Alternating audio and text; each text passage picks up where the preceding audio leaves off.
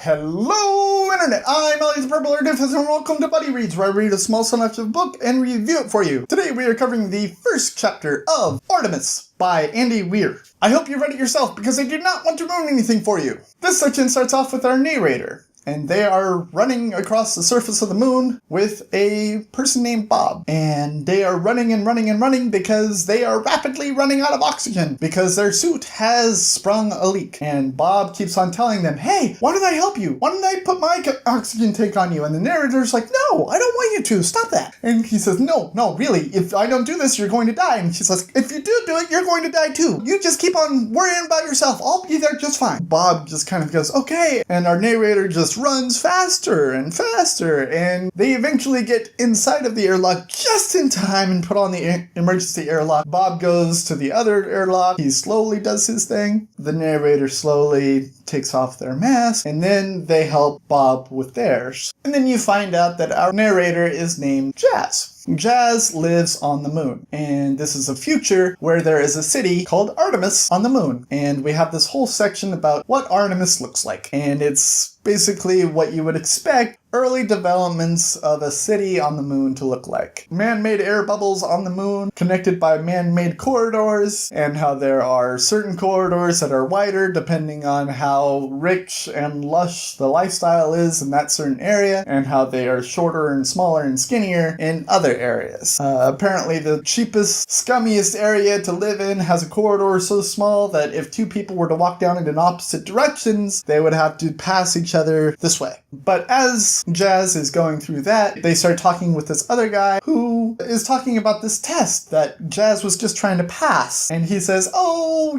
don't worry about it, Jazz. You'll get it. But I got it on my first try. And she's like, fuck you. And he's like, sorry. But it's true. People who are good at this do it on their first try. And I did it just fine. It was just my suit that messed up. Yeah, but a failure's a failure. Shut up! You eventually find out that she is trying to pass this test because she wants to be a tour guide of some kind. But right now, what she is a delivery person, and she delivers things from pod to pod. She goes to the post office type place to pick up a box that's actually full of contraband for another one of her customers. The guy behind the counter kind of haggles with her and says, are you really sure that you can afford to spend this money? She's like, of course I can. What are you talking about? And he's like, well, it's going to be 500 extra credits. Actually, they don't call them credits, they call them slugs. It describes why they're called slugs later. And she says, fine. I can pay 500 extra slugs. And he's like, okay. She gives him the extra slugs and she gets the contraband. And she goes on her way. She goes to the guy's place and his girlfriend or his wife or his spouse, the woman that he lives with, opens the door and she says, what do you want?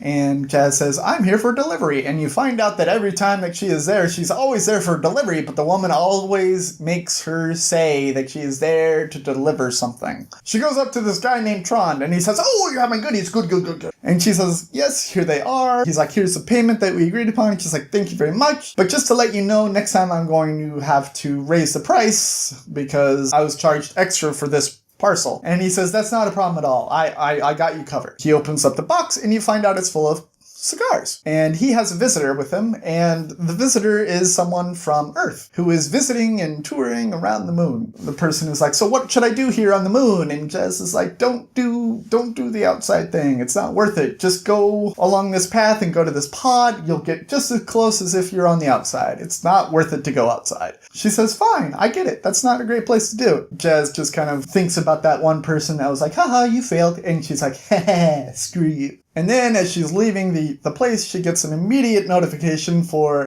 a delivery that's like 1/10 of the payment that she just got. And she's like, yeah, it's only 1/10, but money is money, so I might as well accept it. And she accepts it. And then at the end of the chapter, we have a small selection of pen pal notes between her and a pen pal named Kelvin from Earth. And I found this to be very brilliant. I found this to be fantastic because basically what these pen pal letters are doing are telling you about the character Jazz. You find out more about the city of Artemis and how there's not a whole lot of white people at the city of Artemis. And the boy asks, are you white?